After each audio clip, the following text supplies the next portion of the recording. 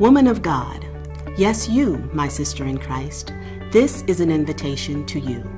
This is a call to rest. Yes, rest.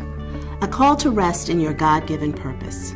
With all of the many people and places and things you already care for in your life, you know in your spirit and your soul that God has a specific life purpose you are called to fulfill. God has called you to rest in Him and pursue your life's purpose, and you know the time is now. REST stands for Restore, Explore, and Strengthen Women to Transform the World. We start by transforming ourselves and our daily lives so we can focus on the thing that no one else can do. You know what it is. You've studied and prayed, and God has revealed it to you. Now it's time to get to work. So join us, a community of women right where you live who are on fire with a passion to do just what God has called us to do. Come to rest.